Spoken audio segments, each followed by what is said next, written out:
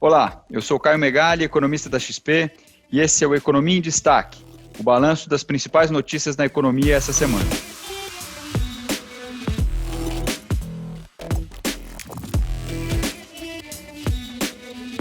No cenário internacional, o ponto importante foi o dado do mercado de trabalho nos Estados Unidos. A economia continua criando um bom ritmo de empregos, mas a taxa de desemprego continua no nível controlado e os salários não estão subindo.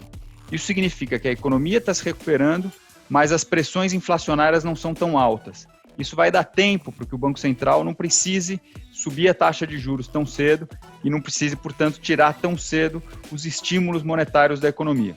O mercado está preocupado com isso. Se a inflação lá subisse muito rápido, com pressão de salários, isso poderia fazer com que o Banco Central tivesse que antecipar esse movimento, o que certamente traria alguma volatilidade.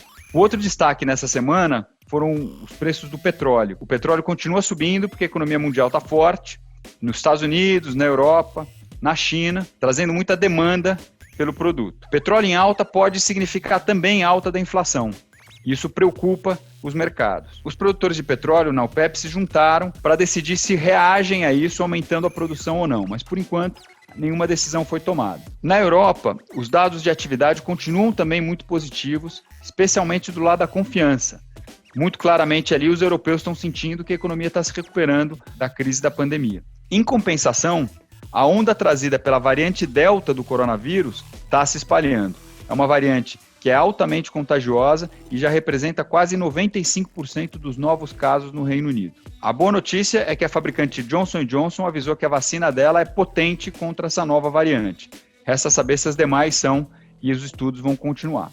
De toda forma, o balanço da semana para a economia global é de uma economia ainda forte, com pressões inflacionárias vindo lá do petróleo, mas por enquanto sem necessidade dos bancos centrais pisarem no freio, até porque a pandemia não foi embora ainda. Aqui no Brasil, as pressões inflacionárias também continuam fortes. O IGPM deu uma boa desacelerada, mas continua no campo positivo, significando aí uma alta de quase 40% em 12 meses. Isso pressiona custos de produção e deve continuar pressionando a inflação.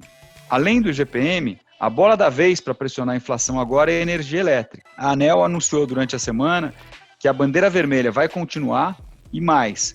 Na bandeira vermelha agora, o nível de preço de energia vai ser mais alto. Ou seja, uma nova alta de energia elétrica está vindo por aí. E já anunciou que outra alta pode vir em agosto. Nesse ambiente de inflação mais alta, a gente revisou a nossa projeção de Selic de 6,5% para 6,75%. A gente acha que o Banco Central vai subir mais a taxa de juros para dar uma segurada nessa pressão inflacionária. Com a Selic mais alta, o câmbio é mais valorizado também. A gente revisou de 5,10 para 4,90 a projeção de câmbio para o final desse ano e para o final do ano que vem.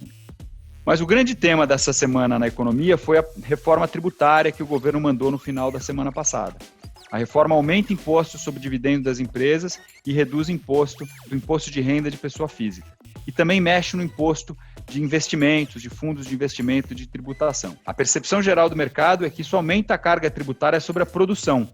E por isso os mercados acionários deram uma boa movimentada, com alguma correção importante em alguns setores. Uma das propostas feitas pelo governo é acabar com a JCP, o juros sobre capital próprio, podendo deduzir do imposto.